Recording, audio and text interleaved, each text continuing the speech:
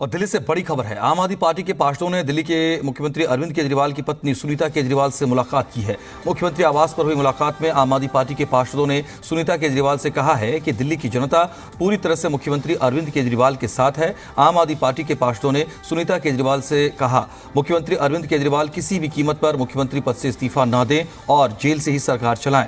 आपको बता दें कि पार्षदों से पहले आज आम आदमी पार्टी के विधायकों ने मुख्यमंत्री अरविंद केजरीवाल की पत्नी सुनीता केजरीवाल से मुलाकात की थी और विधायकों ने भी केजरीवाल को मुख्यमंत्री पद पर बने रहने और जेल से ही सरकार चलाने की अपील की। और विधायकों के बाद अब आम आदमी पार्टी के पार्षदों ने सुनीता केजरीवाल से मुलाकात की है।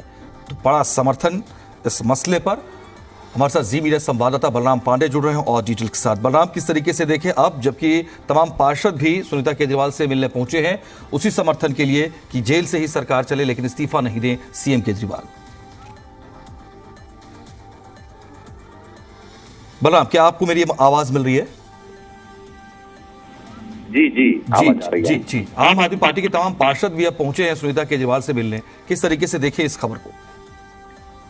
बिल्कुल, देखिए, आपको बता दें कि आम आदमी पार्टी के विधायकों के बाद अब पार्षदों ने भी सुनीता केजरीवाल से मुलाकात की और उनसे कहा कि जिस तरीके से दबाव बनाने की राजनीति भारतीय जनता पार्टी कर रही है उसके दबाव में आने की जरूरत नहीं है और पूरी तरह से दिल्ली की जनता और विधायक पार्षद केजरीवाल जी के साथ खड़े हुए हैं और उन्हें अपने पद से इस्तीफा नहीं देना है।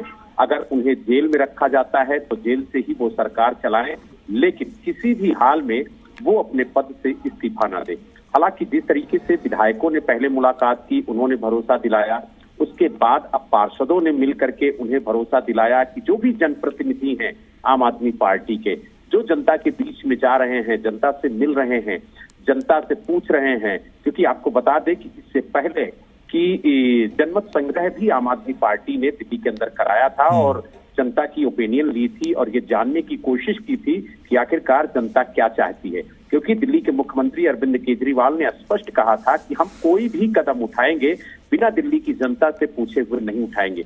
यही वजह है कि उन्होंने अपने विधायकों, मंत्रियों, पार्षदों और नेताओं से कहा था, वॉलंटियर से कहा था कि वो जनता के बीच में जाएं, घर घर जाएं और उनसे पूछें कि अगर वो गिरफ्तार होते हैं तो क्या नैतिकता के आधार पर उन्हें अपने पद से इस्तीफा देना चाहिए या फिर उन्होंने जिस मुख्यमंत्री को चुना है वो मुख्यमंत्री पद को संभालते हुए अगर वो गिरफ्तार होते हैं तो जेल से सरकार चला।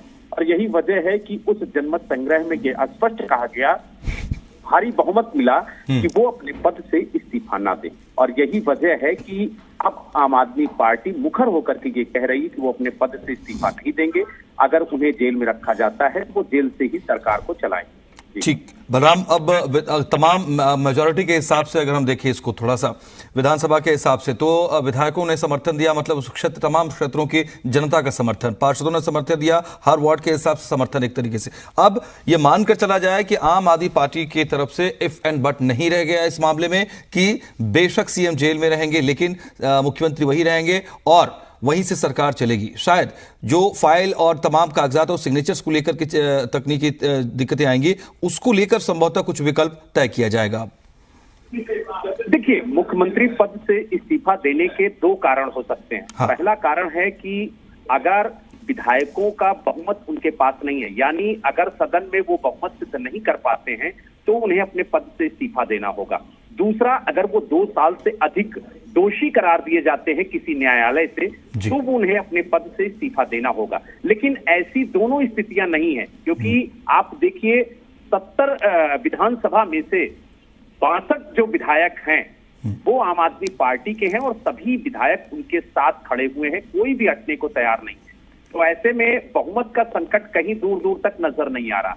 अब दूसरी बात रही कि किसी कोर्ट या किसी न्यायालय से वो अगर दोषी हैं तो उन्हें अपने पद से इस्तीफा देना चाहिए। अभी तक उन्हें कि देश के किसी न्यायालय से दोषी ठहराया नहीं गया, तो इसलिए वो अपने पद से इस्तीफा ना दे।